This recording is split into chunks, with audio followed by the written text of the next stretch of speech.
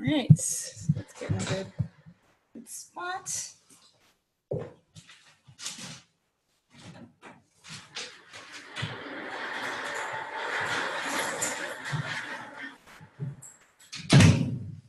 All right, and we have a participant. We're coming through.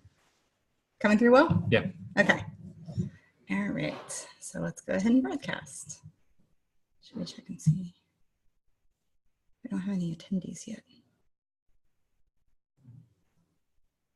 What should we do? Oh, we'll broadcast. Should we get the presentation up? Yep, we will. All right, welcome everyone to our first ever Corgibytes webinar.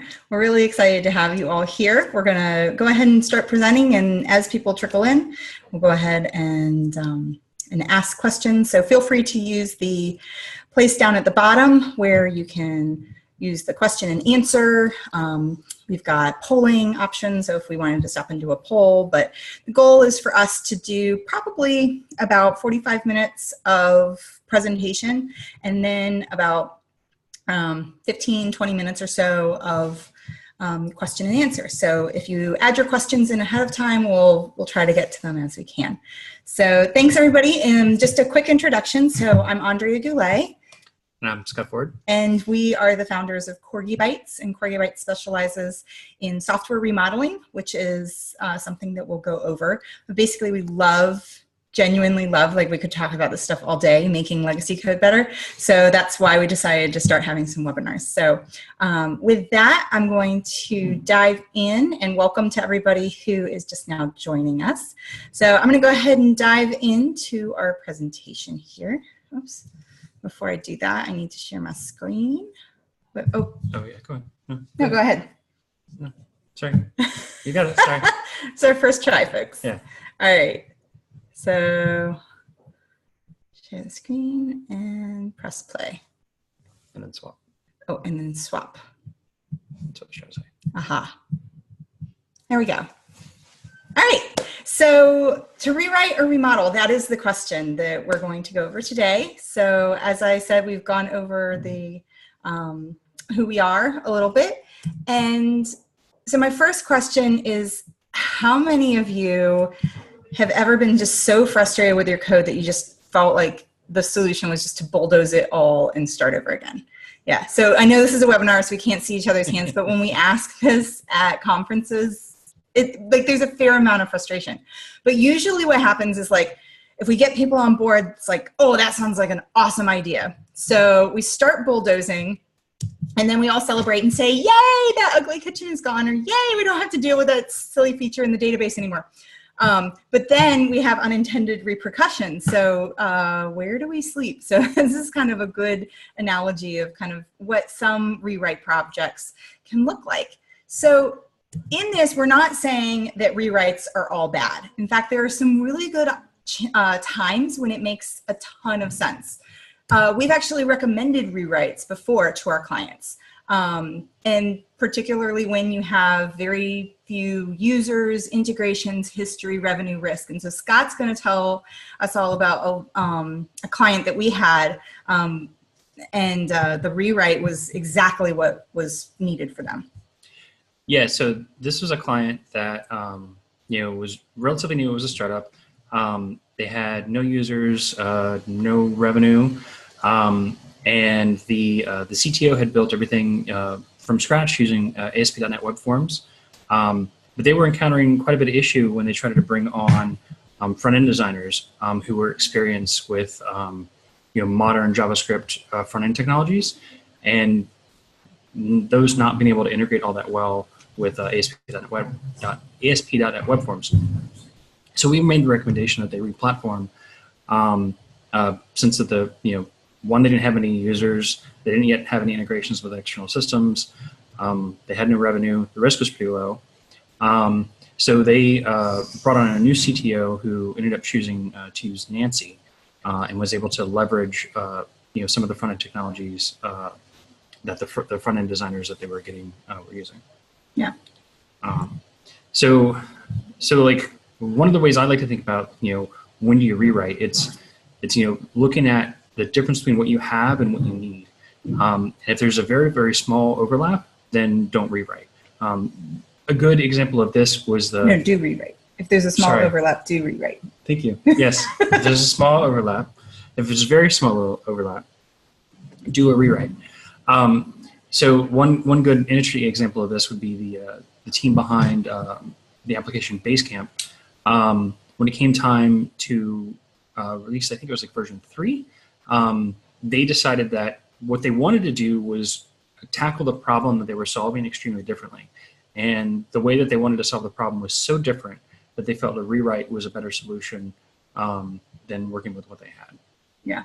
So rewrites aren't all bad, but the challenge is that we sometimes reach for the rewrite not in so much of a rational way. So today we're going to look at what are some of the kind of more irrational reasons that we might have for a rewrite.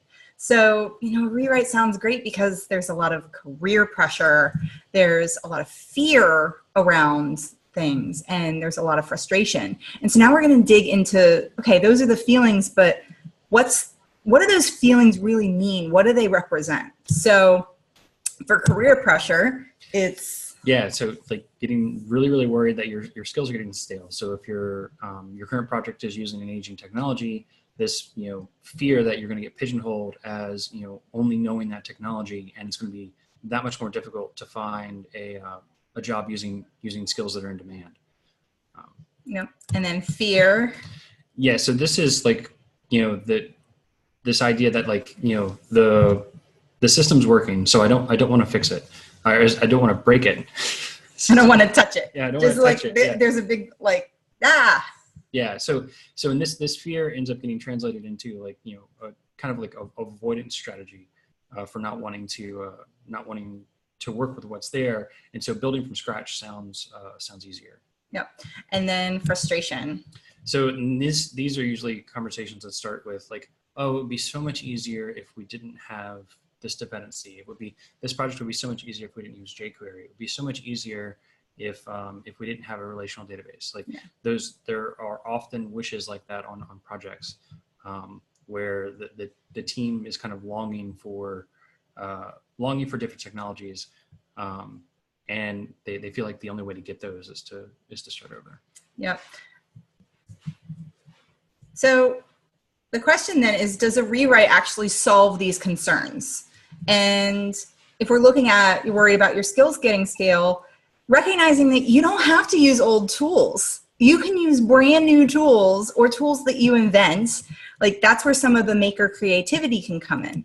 And we have a really good story, about a Victorian house. So Scott, tell us about your house. And you bought a house that was built in like the 1920s, right? Yeah. So several years ago, I bought a house that was built in the 1920s, and you know, decided to tackle the problem of you know, renovating 2 of the rooms, you know, by redoing almost everything, the wallboard or the drywall, the insulation, the electrical, and then while I had that down, you know, taking advantage of, you know, kind of modernizing what was there.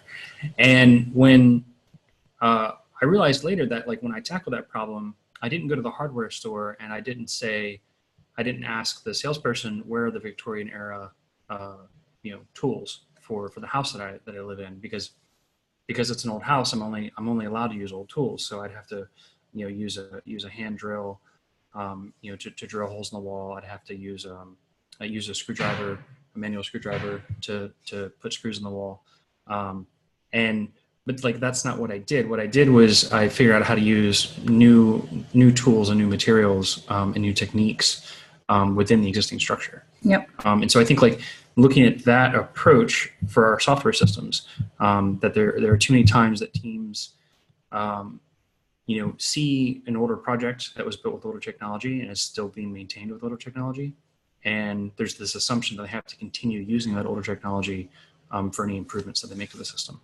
Yeah, I think that's a false choice. Yeah, Yeah, and one of the most common ways that we do this is what we call the strangulation pattern. And I love this picture. So if you guys aren't familiar, like a few years ago, there's a really nice botanical center here in Virginia, and we did some volunteer work there. And one of the things they had us do was rip out all this beautiful ivy because it was starting to grow up the trees. And those of us who don't really work with gardens all that much, we were like, why are you doing this? It's so beautiful. And they're like, well, this is an invasive species. And so as you can see, like it's wrapping itself into the tree bark and wrapping itself around it. And eventually it will just encompass it completely and the ivy will take over the tree. And when I was thinking about the strangulation pattern, this was kind of the metaphor that came to my mind. So Scott, can you tell us a little bit about kind of the technical aspects of the strangulation pattern and kind of how this gets applied if you're working with a legacy code base?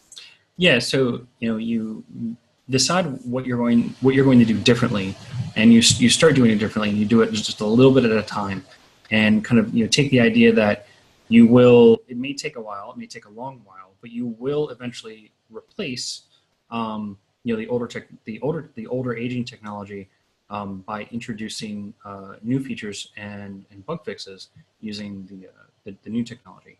So over time, the percentage of your system that is using the old technique versus the new technique, shifts drastically, so that the majority of your system is now using the new technique instead of the old technique.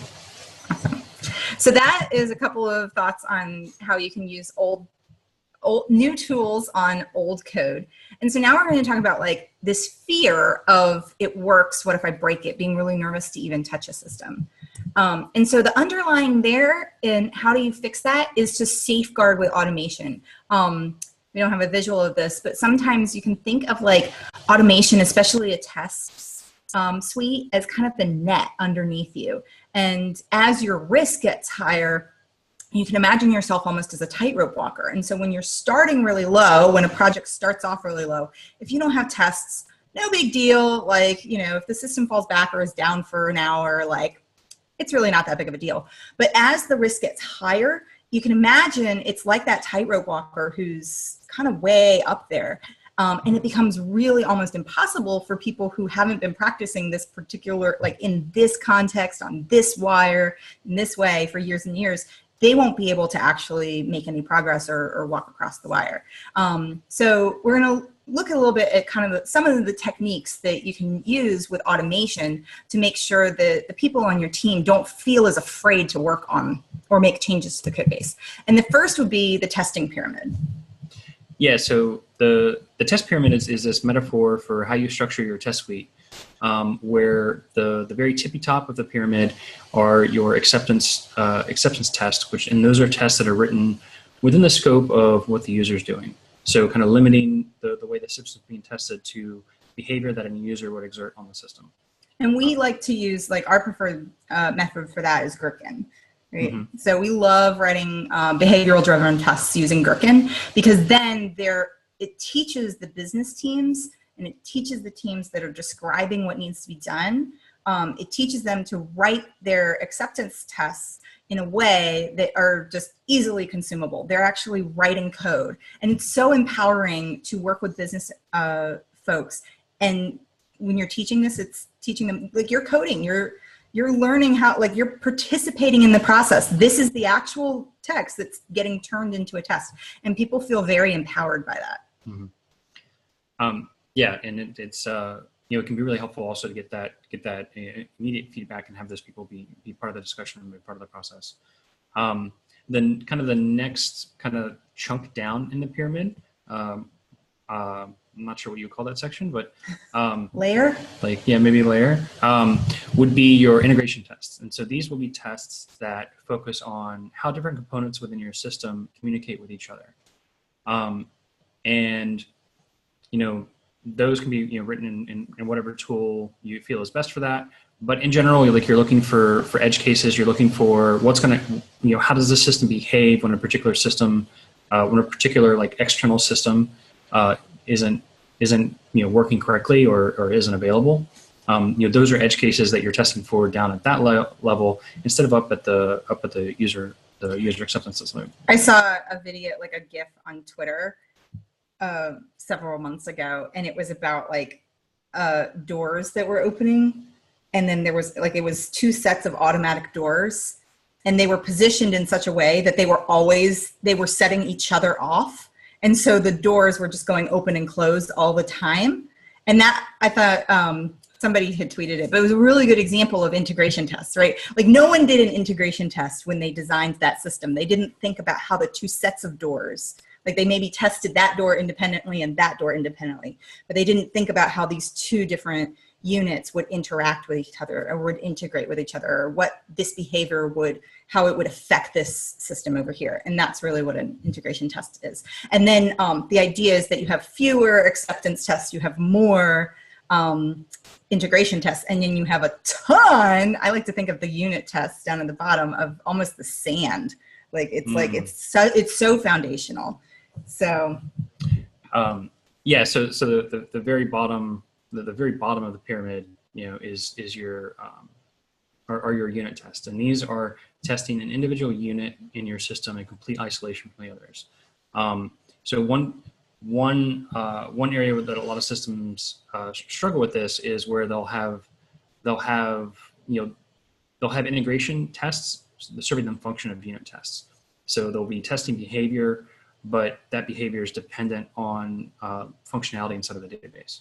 And so it's not behavior within the application that's being tested. It's behavior of the application and how it's integrated in with the database that's being tested. Yeah.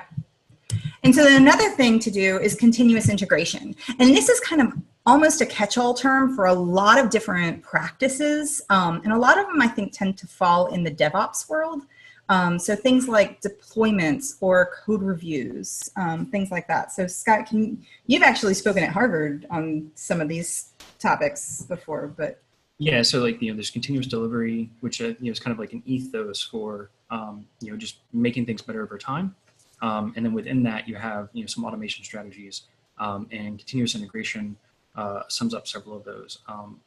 You take your project, and whenever it changes, you build it, you run your test suite, you basically automate as much of the analysis of that system as you can. There are systems out there that will help you do automated code reviews for like checking for style violations, or if there's a particular rule that your team has adopted to avoid using a particular class or a particular function inside your code base.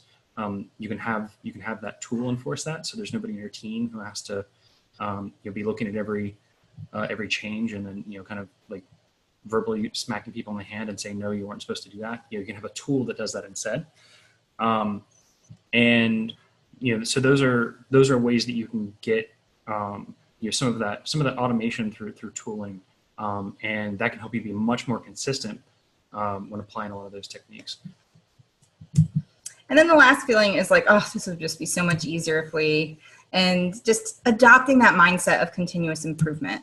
And there's a couple stories here. One is of the British cycling team, which I just think is fascinating. So they took the idea of marginal gains almost to the extreme. So they had a coach a few years ago and said, we're just going to analyze all of the little tiny small things that we can do, and we're going to do them very consistently. And by making improvements to these small things, we're going to improve the team's performance. And everybody thought they were crazy, especially when like they flew to the Olympics. All of the athletes had their own mattresses, so they were always sleeping on their same mattress. But the belief was like, you need to get really good sleep, and you're going to get better sleep on your own mattress. So it's not that, nothing here is causal. It's not that because they slept on their own mattress, they performed better, but it's that the cumulative effect of all of these small improvements made them tremendously better. And so they ended up winning the gold. And there's some great talks if you look up British cycling team marginal gains on the Googles, then you will find some awesome stories around this, and it's fascinating. The other thing too is that thinking about small transformations over time, if you think about your body, like there is no point at which your consciousness shifts from one corporeal form into another. But yet, every decade or so, your body is pretty much transformed, with the exception of some core systems. So for example, in your brain, you have neurons that they don't change. The connections between them change. The lens of your eye is the same. Cells in there are exactly the same from when you're in utero all the way until you die. And about a third of your heart muscles are about the same. But other than that, like the lining of your stomach is different every 2 to 9 days. You know, your fingernails are completely new every 6 months. Even your bones and your muscles are constantly regenerating themselves. So if you think of a complex system, which is, you know, rather than just kind of, which is what legacy code tends to be. It's, you know, legacy with a lot of different moving parts and a lot of integrations, and there's a lot of different things going on. So recognizing that not everything has to be transformed at exactly the same rate. Right. So this is why we have, you know, our IRS tax code software is still running on assembler. And there is a huge modernization effort, but for the most part, it's still working. Right. Maybe not working as efficiently, but it is still working. So recognizing that small transformations over time are typically a way to get you the most value until you get to that point where what you have really isn't what you need. And so if we don't rewrite, what would we do instead? Well, think of it this way. If we remodel homes, we should also remodel code. And just recognizing that, you know, there's a lot of value in your code base, even if it's frustrating.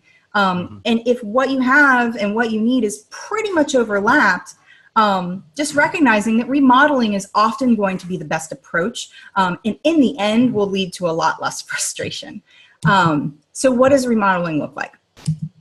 So personal habits, right? It's recognizing that every developer and really every individual on the team needs to adopt habits that, similar to how the British cycling team, you know, every single person on there focused on really good personal habits, and they recognized that that was marginal gain. So what are those habits? It's things like test-driven development, like writing really good tests, and that's contributing.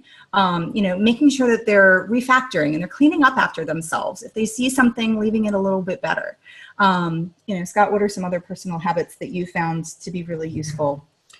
You know, writing clean commit messages. You know, taking the time to review the code that others have you know are contributing. Kind of almost like taking a deep breath and slowing down a little bit. Like it kind of feels, it can feel contradictory that sometimes to slow down is when you produce better output. It kind of, you're just like taking a deep breath and really paying attention to what you're producing. Yeah. That you know produces a better result. Sometimes it's in the rush that we make a lot of mistakes. Yep. So kind of, you know, relaxing a little bit and slowing down can really help. Yeah, we offer yoga at Corgibytes, and it's so funny the number of times that people say, I didn't think I needed to go to yoga, so, you know, I felt really rushed, but then I went there and then relaxed for 30 minutes, and the idea just came to my head on what to do next. And then in the end, it saved them so much time, even though it felt like I don't have time to take a 30-minute break and breathe and stretch and focus on mindfulness.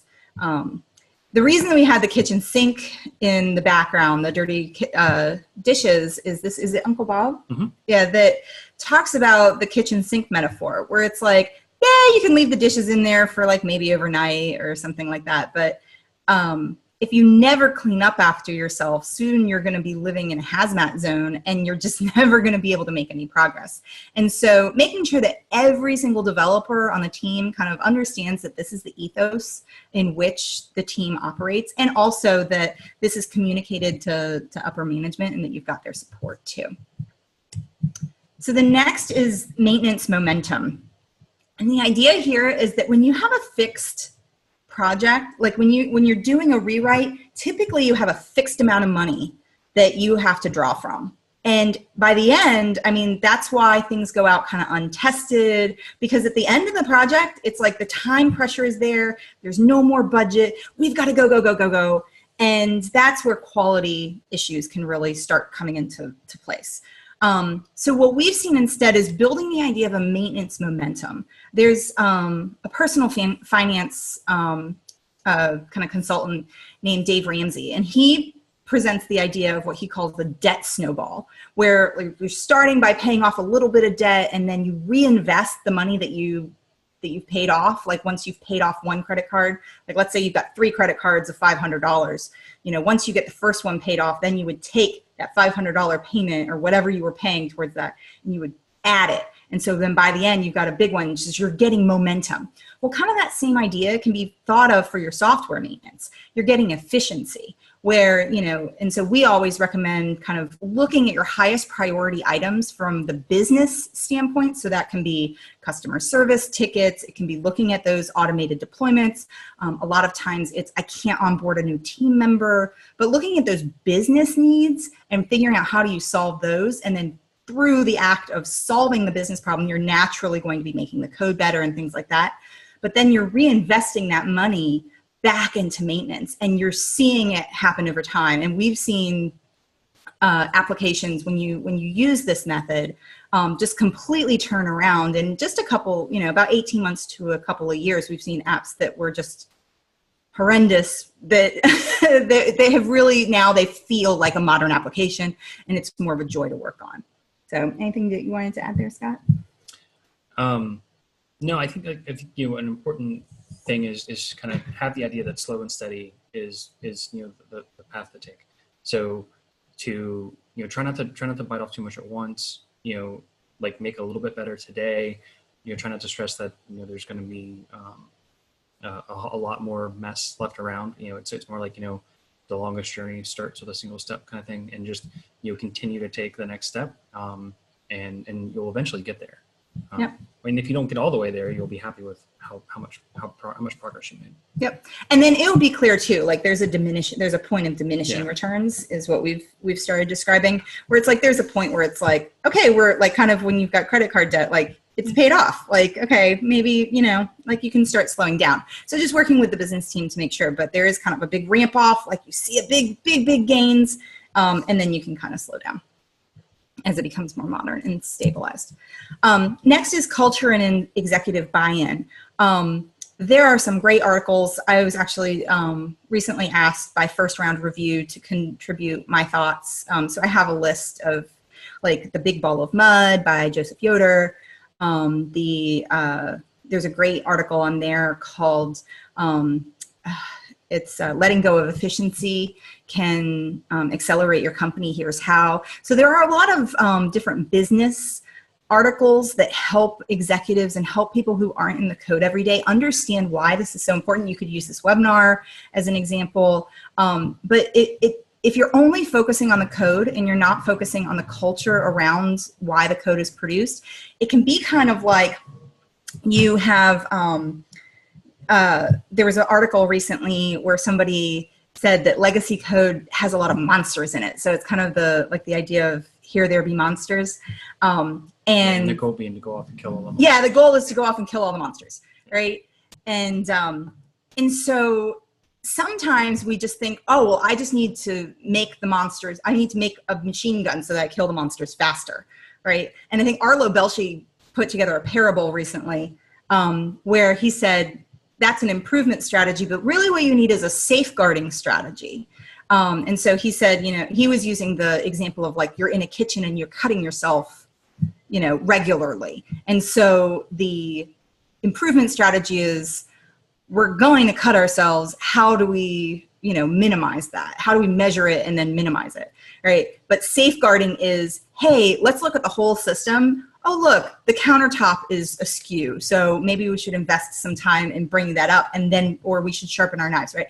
So there are often things in our environment and around us, definitely the culture, the way we interact with people. I think mob programming plays in beautifully here, where you're getting the business team, you're getting developers kind of all in one room solving a problem at the same time. But if you're trying to solve these issues just as a developer and never kind of picking your head up out of the code base and looking at what's around you, you're probably not going to make as much progress. So learning to talk to stakeholders about why this is important is a really good skill, and one of the ways that you'll actually see some forward momentum. So one of the questions that we get frequently is, okay, this sounds great, but who's going to actually want to work on these types of projects? Because developers just are allergic to legacy code, right? Well, this is the story. So Scott and I, this was what, 3-4 years ago, maybe?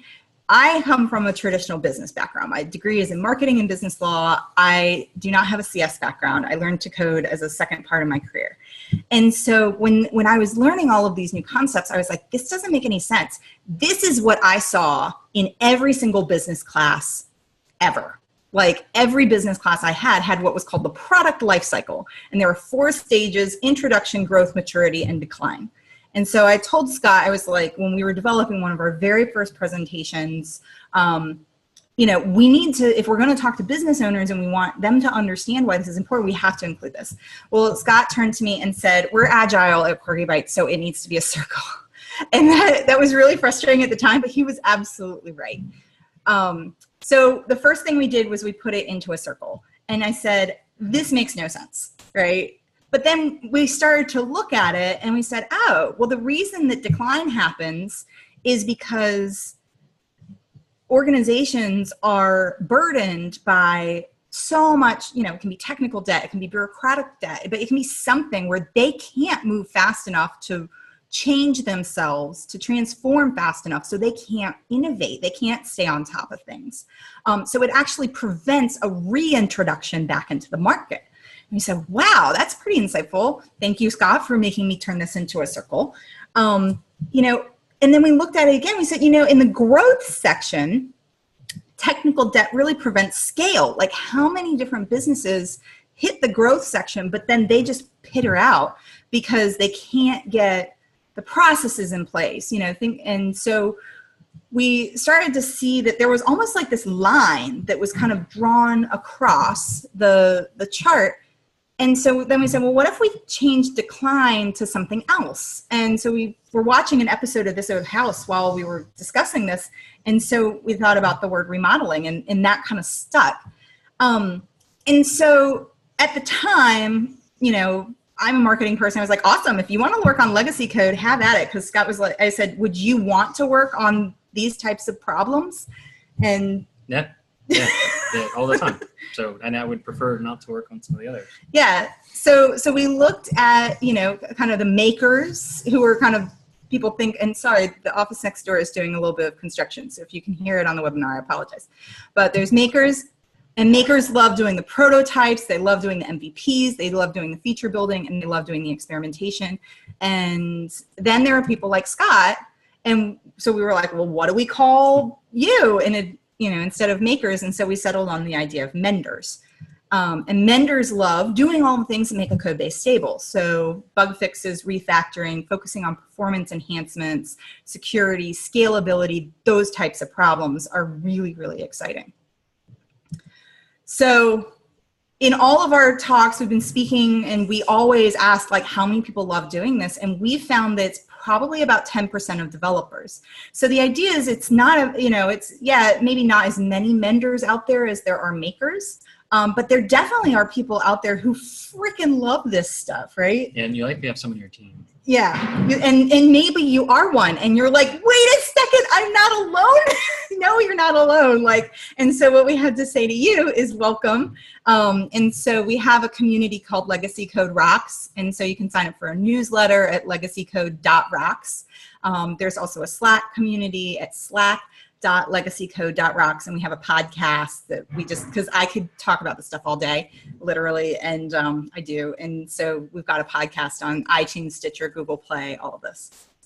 So we've got a little bit of time there. I wanted to touch on an interesting problem is, you know, that happens when you're making is sometimes you don't know if you can trust the code that you've been given. And Scott has some really good stories about this. So we're going to spend, you know, probably the next 5 to 7 minutes chatting about this, and then we'll move on to questions. So if you have any questions, make sure you put them in the Q&A so that we can get to them at the end of the webinar. But Scott, tell us about your X31 project and why reverse engineering can be so much fun.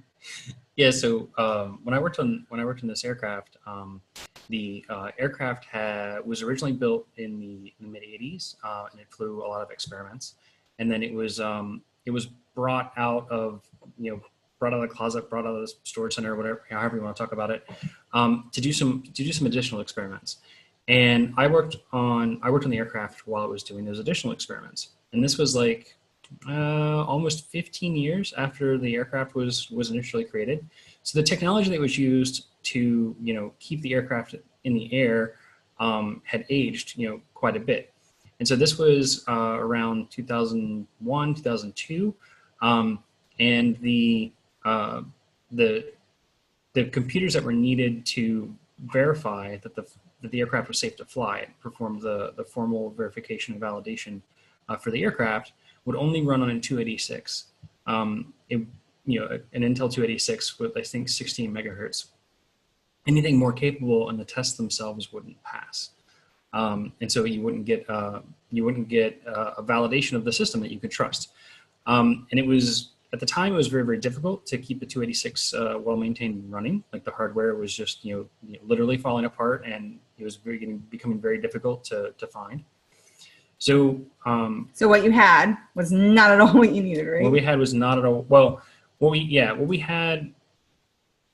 had was still what we needed in terms of functionality. Like, it was functionally what we needed. Like, it communicated with external systems exactly the way it needed to.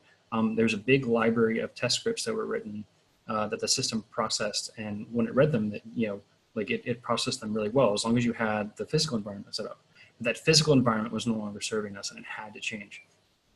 So we decided to try an experiment where we were going to do a drop-in complete replacement for that part of the system, but we placed a constraint on ourselves that we couldn't change anything else. So we couldn't change any of the systems that we communicated, that piece of this that application communicated with. We couldn't change any of the hardware. We couldn't change any of the I/O protocols, any of that, and we couldn't change any of the test scripts that were used to validate the software. So it needed to be just a complete drop-in replacement. And while we were taking on that effort, we realized that the source code for the original application wasn't available. We did eventually find some source code, but it wasn't source code that we had any trust in whether or not it was the version that we were actually. The source code was a match of the version of the application we were looking at. So we had to do a lot of reverse engineering and figuring out what the application was actually doing, using the source code kind of as a guide, and then from all that reverse engineering effort, building the replacement system. And it was a lot of low level debugging, a lot of figuring out how things were working by changing something in the user interface, and then seeing what signals were sent out to the other external systems.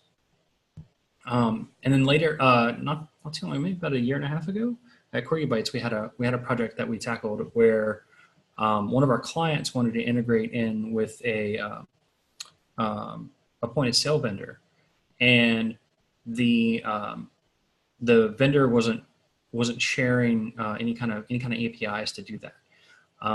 So our client asked us to see if we could figure out how to if we could come up with a way. So we first looked to asked us to see if there was a way for us to read the data from the applications database. So at first we decided, well, there should be a library that's doing the reading and writing from the database. We weren't able to find such a library that we could use. We then thought, well, it's most likely a commercial off-the-shelf database, and so we should be able to get libraries. We should be able to find programs that can read that. Turns out it was a custom-built database. And so we were left with well, if we're going to tackle this, we kind of need to reverse engineer the binary file format of the database itself.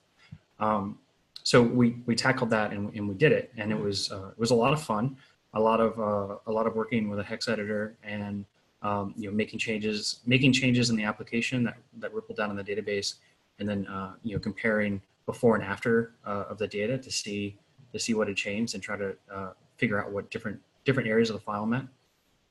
Yeah. So we had a lot of fun with that. Yeah, and if you wanted to hear the details of that, you can listen to, there's a podcast episode with Catalina de la Cuesta. She's our director of engineering at Corgibytes. And so we interviewed her on the podcast because she was the one who had the most fun, and just her enthusiasm and excitement about doing this type of work was really great. So I think that's usually a good example of like when, like who's a maker and who's a mender, is like you see the joy and you see the excitement around this type of work. So it's just about putting them on the right projects.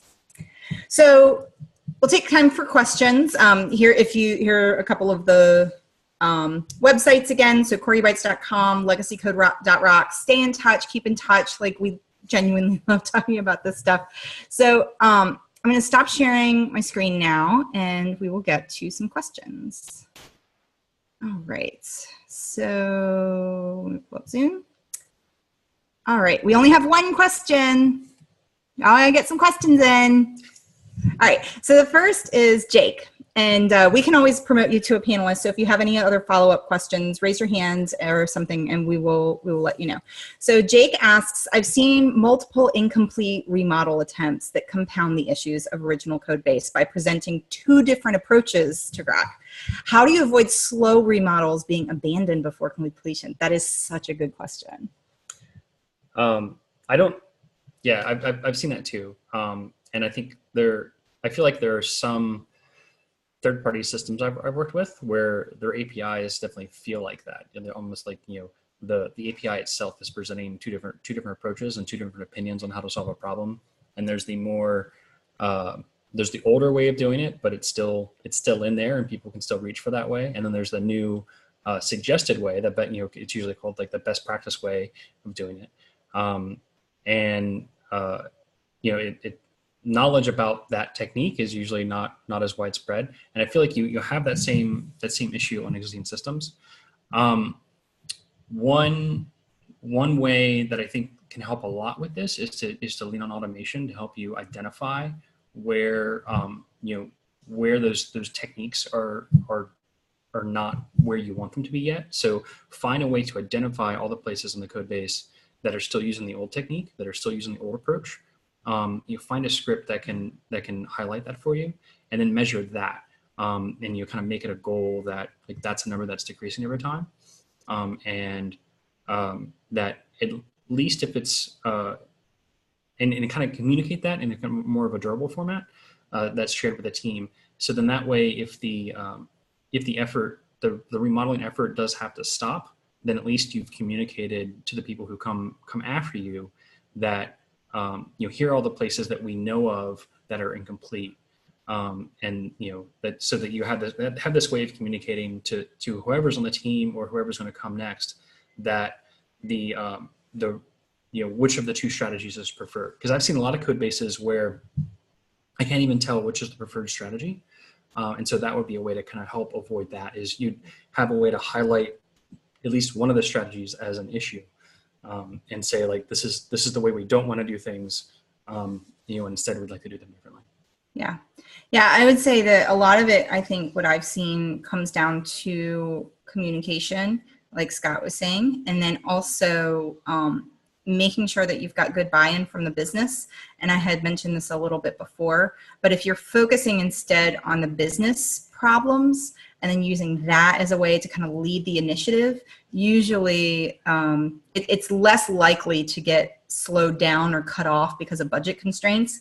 Because what I've noticed is that businesses don't fund what they don't understand.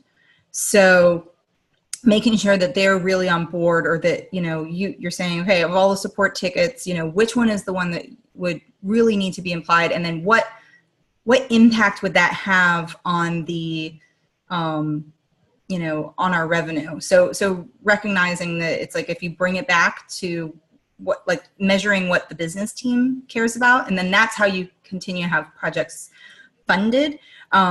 We've had, like in the early days of Corgibytes, like one of our very first clients, we were so excited about, like, we had improved test coverage on this one application from 4% to 8%. And just, they didn't hire us again because they didn't understand what we had done. And so that was a big lesson learned. And the projects that we've worked on that have have kept the momentum going are the ones where the business teams have been really involved, and we're focused most on solving the domain problem first, and then introducing the technology kind of in to do that kind of behind it. So we have another question by Andre. How to deal with the fact that most people are not menders, and talent that gets enthusiastically involved in legacy projects is so rare. Sometimes it is cheaper to rewrite specifically because of HR issues. I'd like to say you could hire Corgibytes. I hope that's not too much of a pitch, but genuinely that is, that's why we started the business. Because we recognize this. And so what Corgibytes kind of has been is a magnet for menders, right? So we've got a recruiting list, and last I saw it was like 200 people who had filled it out who would love to work on these types of projects. So sometimes it can be going to, instead of hiring an individual, and a lot of times, like if you've got a very maker culture, like we do this a lot. We've got one client who's super startup, and they're experiencing significant scale. And so they've got their culture kind of over there, and they're go, go, go, go, go, go, go. And then we're more measured and kind of helping keep them accountable. And it's more of a partner from like a business to business relationship. But if a mender individually went into that culture, they might not be very satisfied. So some, like what we've built at Corgibytes is kind of the infrastructure where we can have those conversations with the business team about like, this is why we're not going to do it this fast, or this is why we're going to do it this way. And then that way the developers get a lot more padding, and they are genuinely mostly refactoring and doing test-driven development and stuff every day. There are some great other companies out there that do this great. I saw Bill Wake was on the list for this. So Industrial Logic is a fantastic company. They do very similar work to what we do, but they do it on site. So Test Double, Justin Searles is another one. So I think I would challenge you. It's similar to the diversity question, where it's like, oh, well, there's no women who know how to code, so I'm just not going to look for them. Like, that's not true. Like, it's diving in and going, okay, I know these folks are out there. How can I make my culture inclusive so that they want to come here? Yeah, and I think that comes into like, writing the job request to say, these are the things that we want you to focus on. And it could be like even asking your internal team and saying, who here would prefer to do this kind of work and has kind of just been tolerating the other stuff. The other thing to keep in mind is that you don't I feel like you don't necessarily need like half the team to be menders. I think, maybe having like one mender champion on the team would be perfect. And, the other people on the team helping out with mender efforts as needed. But, kind of having like one or two people who are just really champions of like, hey, let's keep things clean. Can be enough. And I don't know that it necessarily needs to be an HR issue. Yeah, I don't think it's necessarily an HR issue. Because most of the people, it's like when you look at the resume, it's hard to tell if they're a maker or a mender. But we've found that over the years, it really comes down to respect too. I think like you've been most frustrated on the teams where it's like you've suggested improvements, and it's like, no, we're not going to listen to you. You're an idiot, and this is how we're going to do it. So, which is why Scott's working for himself now instead of somewhere else, right? So I think part of it is just coming down and letting folks do. I wrote an article recently called "The Never Ending Feature Party," and I think of it kind of this way, like, if you're throwing a party, there is always usually like it's rare, but I have some friends who would love to just be over in the sink washing the dishes, because then they don't have to interact with the crazy party that's going on behind them. They can just have something to do. They can be cleaning up. So then that way it's like, that's how they're contributing. They're having one-on-one conversations. And the people who are experiencing the party in a different way often don't understand why that activity brings that person so much joy. But I think it does come down to joy, right? It's like, what do you love working on? And so that's a question that we ask people. It's like, and if it's, I love taking an idea that's on paper and turning it into a prototype, those aren't vendors, right? Those are makers, right? But if it's like, I love taking an application and adding test harnesses around it, it's like, yeah, you're probably a vendor. So, it comes down to, what do you love? What brings you joy? Because the idea is if we're all working on stuff that we enjoy doing in an environment that is supportive, then we're all going to make better software, and it's all good for everyone.